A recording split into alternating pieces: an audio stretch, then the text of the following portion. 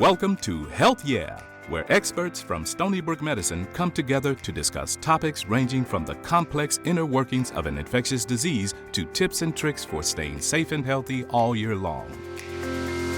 Welcome. I'm Dr. Josephine Connolly-Schoonen, and I'm the director of the Nutrition Division here at Stony Brook Medicine. And I have two of our registered dietitian nutritionists on faculty with me here to discuss nutrition with you today. So first, I have Dr. Sotiria Everett. If you can introduce yourself, please.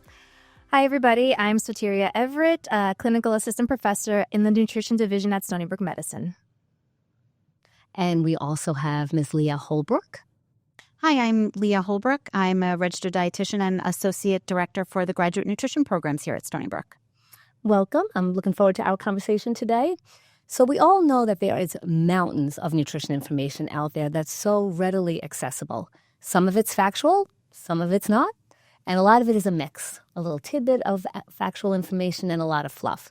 So we're here today to help you develop an informational framework and empower you to sort through that information. So the evidence supports, kind of to set the table, that a whole food, minimally processed, plant-based style of eating is by far the healthiest for the general public. And that doesn't mean you have to be a vegetarian. You could sprinkle in whole, minimally processed, whole animal foods like chicken and fish. So we want our plate to have primarily plant foods, vegetables, grains and starches, starchy vegetables, beans, peas, and lentils, and then fish, chicken as you like. So that we know is often referred to as the Mediterranean diet, but there are other ethnic, traditional styles of eating that kind of fit that general parameter as well. It gets a little tricky when we read on social media and on the internet about diets that eliminate either nutrients like carbs or protein or fat, or specific foods like gluten or dairy. So there's flexibility, right? We could vary the carbs, the protein, and the fat. People can get into a little trouble if they go to the extreme, like if we reduce carbs so much that we're more in the keto style and then using processed keto-branded products, right? Mm-hmm. Same thing with protein. Some people may want to try a little extra protein, but not the protein bars and the protein powders. So we'll delve into all this a little bit more. So that's general information about quality. And Ms. Holbrook, if you can help us now just discuss timing. When should we eat and how often should we eat? What would you recommend? Sure. So intuitive eating is a really popular buzzword. It incorporates a lot of different principles, but at its core, it really is talking about feeling hunger and fullness. So infants are, largely born with the innate ability to sort of manage their intake through hunger and fullness cues. But as we grow, factors such as environmental cues, social cues, and even, frankly, pressure from others can mess with that intuitive sensations and prompt us to kind of get off course. So for many people, they need to relearn intuitive eating practices in order to best moderate their food intake, but also to manage their eating schedule or meal times. So intuitive eating is one, evidence-based way of approaching meal times. And I think in terms of how many meals an individual should eat per day, there's no one magic number. Again, a lot of this is individualization, but a minimum of 2 meals per day is likely a good place to start for most people. Okay. Now, we also encourage people to exercise. So, Dr. Everett, for those that are active, can you provide guidance on what people should eat before and after a workout? Yes. And, we all like to encourage exercise. A lot of that is to help with weight management. So I do want to remind that when you focus your eating around your exercise, you also have to remember the big picture and what you eat throughout the day to help support a healthy weight. But in general, a general rule of thumb is the closer you get to a workout, the smaller the meal should be, or a light snack, because you do want that energy to support your workout. If you eat something high in carbohydrates, a little bit of protein, you get that energy for that workout. So it's a better workout. You perform better and you have that endurance to sustain your exercise. I think the best example that I could give is a lot of us work and then we go to the gym after work, sometime after work. We may eat lunch around 12 o'clock, 1 o'clock. So it would be a good idea, maybe a couple hours before the gym, to have a light snack, yogurt, granola, some fruit. It's going to provide energy, protein, carbohydrates to help you make it to the gym so you're not too tired for that workout. And then after your workout, a reasonable dinner, lean protein, whole grains, carbohydrates, nutrient-dense vegetables, that should help you with that recovery process to build the lean muscle that you look for. But, you're at the gym and there's all these protein shakes that are targeting recovery and post-workout. Are they needed? The goal of exercise for weight management is to help mobilize your stored fat. That stored fat burns to produce some of the energy during the workout. If you go for that protein recovery shake or that nutrition bar at the gym, it blunts that effect. Mm-hmm. So it might defeat the purpose of the workout.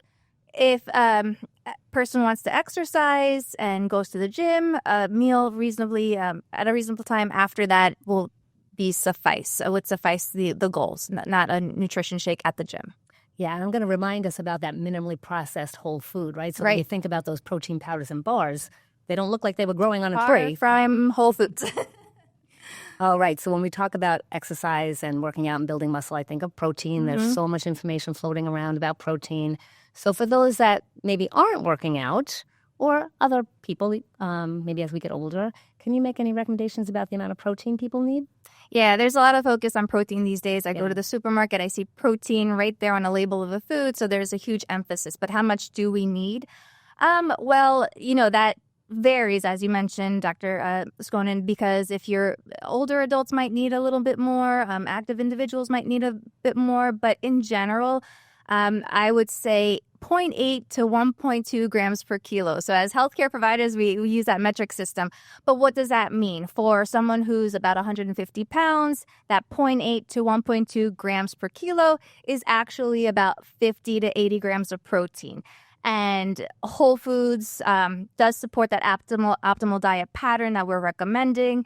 And you could get those 50 to 80 grams of protein by eating regular common foods, chicken, red meat, eggs, dairy. If you want to have, obviously we're encouraging more plant-based foods, but beans, nuts, dairy products. So you could get enough protein. You do not need a protein supplement. Most of us overeat protein anyway, so those supplements are not recommended or needed. And then one thing that's even more important than how much you should get total in a day is that even distribution of protein throughout the day. That helps with maintaining lean body mass, like muscle, and helps with appetite regulation. So beyond thinking total protein for the day, make sure that you spread it out throughout the day. A bowl of oatmeal, believe it or not, has 5 grams of protein. You could boost the protein in oatmeal by cooking it with some milk or soy milk and add a little bit of peanut butter. That could become a 20-gram protein breakfast. Lunch and dinner, just to illustrate, a cell phone if you were to compare portion sizes, a piece of chicken the size of a cell phone, that gives you almost 30 grams of protein. So if you have something like that at lunch and dinner, you could space out those 20, 30 grams of protein and meet your daily needs, help with appetite and muscle maintenance. Yeah, good point. It's very easy to accumulate enough protein. Well, it's also very easy to accumulate alcohol. So we may want to switch gears a bit. People are asking a lot about alcohol recommendations or how much alcohol is too much. And guidelines have changed a little bit, I believe. So, Ms. Holbrook, can you fill us in on your guidelines for alcohol consumption? Sure. So the evidence on alcohol consumption is evolving. And constantly we have new information about the impacts of alcohol on health. So the published recommendations from most health agencies remains roughly the same, which is 1 drink per day for women and 2 drinks per day for men. Now, it's important to note those are not recommendations. They're not encouraging that amount. What they're saying is that for those who choose to drink alcohol, that would be the maximum per day, which obviously would equate to 7 drinks per week for women and 14 for men. But newer research really is supporting the idea that any alcohol consumption carries some health risk, and that even less than the maximum or none at all is the best way to optimize health. So we have to keep that in. We have to take that into account and make a reasonable choice, keeping these guidelines in mind and recognizing that alcohol does carry some health risks. On top of that, not only are many people looking to reduce calorie intake, they're also looking to reduce sugar intake. And many people do not consider the sugar that is in many popular drinks. If you take, for example, a popular, common drink someone might order, a margarita, that is roughly 36 grams of sugar, which is 7 teaspoons or otherwise 7 packets of sugar. And I think many people would hesitate to put 7 packets of sugar in their morning coffee, but may not think twice about ordering a cocktail or two when they're dining out. So we want to keep that in mind too, not only about the health risks associated specifically with the alcohol consumption, but the impact alcoholic drinks have on our overall dietary choices. Yeah, good point. Okay, so another big topic that people are curious about is our supplements, vitamin and mineral supplements. So, Dr. Everett, any guidelines or suggestions about whether people need to take supplements? What should we be thinking? Right. Yeah, that's a big one. People are concerned. Maybe they're not getting enough vitamin C from their diet or iron or calcium. But back to those fundamental recommendations of unprocessed foods, whole foods, fruits, vegetables, plant-based foods, they are the best source of micronutrients. So you could look at a high-quality multivitamin to kind of cover what you need, but that shouldn't be the primary strategy of getting your essential nutrition. It should be a food-first approach like we are recommending. The only one I could think of that's a little bit difficult to get from your diet is vitamin D. And many go to their healthcare providers and ask, can you check my vitamin D? Am I deficient? And a supplement might be needed in that situation, but more isn't better. So if you do look into taking supplements, be aware of how much is in that supplement. You don't want to overdo it. And monitor that supplement and talk to your healthcare provider. It should be a discussion. Yeah, sometimes people will start a vitamin D and never get their values checked again. They started it because they were low and they never reevaluate. Right. So that is important. Yeah, and there's various doses that they could get, and high doses over time can lead to some unintended consequences. Yeah. Another type of supplement, if you could add on, would be pre and probiotics. Right. Pre and probiotics.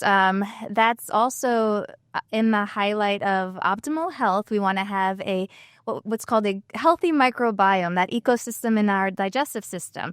That ecosystem has live bacteria that support our health. They support our immune health, digestive health, and beyond that, there's a lot of discussion of setting up a diverse and healthy microbiome just to stay healthy. And probiotics, you could get them in a supplemental form. Some of those supplements have only a few strains of probiotics. And remember, the goal is diversity, have a variety of bacteria in there to help with your health. So ways to support that diversity may not be a probiotic just because it might be a concentrated strain. So it might affect that diversity. Eating fermented foods, think about yogurt, kefir, sauerkraut, all these foods that are fermented that are natural sources of probiotics. And once you have that variety of probiotics in your gut, you want to support their growth, their activity, and that's where prebiotics come into play. Fiber is food for your gut bacteria. So the more fiber you get, and we undereat fiber too. So that's one thing to keep in mind. We overeat protein, undereat fiber. Plant-based foods can help you get to that. Beans, fruits, vegetables, and prebiotics from fiber will help our gut bacteria thrive and will support overall health. Yeah. So a way to think about getting all of our nutrients in is through healthy snacks, right? So a lot of the items you had just mentioned can be combined into snacks, right? So we should be thinking about snacks as a way to kind of boost those nutrients. So fruit and nuts, yogurt and fruit or nuts is a good way to meet our nutrient needs. Speaking of healthy snacks, why don't we share our favorite healthy snack? Dr. Everett? Yes. I mean, the example that I used about exercise and getting a healthy snack before, it's actually kind of what I go by. I am a big fan of Greek yogurt, plain, not flavored. If you flavor it, there's added sugar. I love using blueberries with Greek yogurt and a little bit of a sprinkle of a granola on top just for that crunch. And Ms. Holbrook? Hard to choose, but I think I'm going to go with a sliced apple with a little bit of crunchy almond butter. Ooh, nice. I'm going to go with plain oatmeal. You could do instant plain oatmeal with almond butter stirred in. That's one of my favorites. Yeah. So in terms of nutrient needs, women have some special considerations because of reproductive health issues and changes in our reproductive years. Any special requirements or things that women should be thinking of? Yeah, sure. So starting off with pregnancy, which is what a lot of us think of as a time of a lot of nutritional change, and it's very true. Pregnancy is a high demand time for nutrients. So starting off with that, we want to certainly recommend women consider a high quality prenatal vitamin during pregnancy.